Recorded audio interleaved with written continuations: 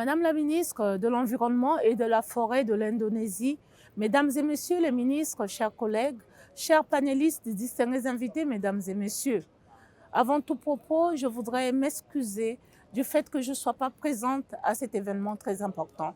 Et au nom du gouvernement de la République du Congo et à mon nom propre, je voudrais exprimer toute ma profonde gratitude à l'endroit du gouvernement indonésien pour nous avoir associés à ce débat. Nous le savons tous, l'humanité tout entière est forcée à lutter contre le changement climatique pour assurer sa survie. Il nous faut réduire nos émissions de gaz à effet de serre. Le défi est de taille. Malgré la menace climatique, nos sociétés peinent à revoir leur mode de consommation. Alors, certains imaginent des solutions qui reposent sur la capture du CO2. C'est le cas du Congo. C'est de loin la solution la moins chère en matière de changement climatique et la plus efficace. La lutte pour la survie de l'humanité nécessite l'implication de tous, les pays pollueurs et les pays tropicaux qui regorgent et conservent les forêts pour le bien commun.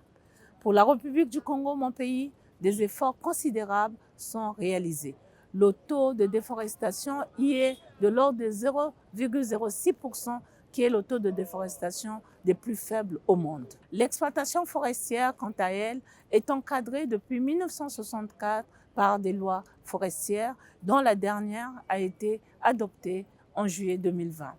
D'ailleurs, en lien avec les nouvelles thématiques, ce nouveau code forestier prévoit de nombreuses dispositions liées à la bonne gouvernance forestière, telles que le renforcement de la participation des autres parties prenantes et le CLIP, la définition de la légalité, la valorisation des déchets du bois, l'institution d'un régime de partage de production du bois, le processus RED+, avec ses 3 composantes, la gestion durable des forêts, la conservation de la biodiversité et l'augmentation des stocks de carbone à travers le reboisement et le changement climatique, l'élargissement de l'assiette fiscale avec la mise en place de 2 nouvelles taxes, la taxe des résidus et la taxe d'occupation.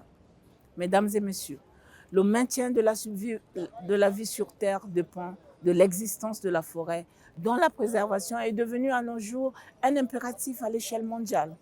Quoiqu'étant parmi les pays les moins pollueurs, pour ce qui est de la République du Congo, mon pays, la volonté politique en matière de la protection et l'utilisation durable des forêts s'est davantage affirmée dès le début des années 2000 avec l'institution de l'aménagement systématique des forêts sur l'ensemble du territoire national et la certification des concessions forestières.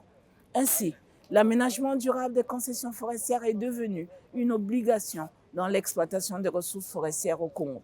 À ce jour, la République du Congo compte 56,63% des forêts aménagées sur l'ensemble des concessions forestières attribuées et 46,89% de forêts certifiées.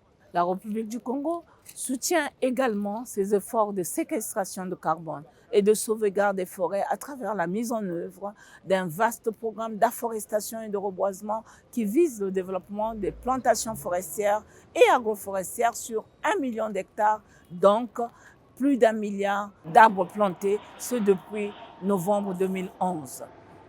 Tous ces efforts fournis ont besoin d'être reconnus par la communauté internationale. En effet, nos populations, qui sont les premiers conservateurs de la nature, ne bénéficient pas assez des paiements pour services environnementaux. Les nombreux financements tarissent dans les études et procédures de sorte qu'une infime partie seulement arrive aux véritables destinataires. C'est pourquoi j'en appelle au changement de paradigme afin que nos populations bénéficient réellement de ces financements, car faire autrement serait suicidaire pour la planète tout entière. Nous devons faire de nos communautés locales des vrais acteurs de la conservation de la biodiversité. La planète a besoin de nous, conjuguons nos efforts pour la sauver. Je vous remercie pour votre aimable attention.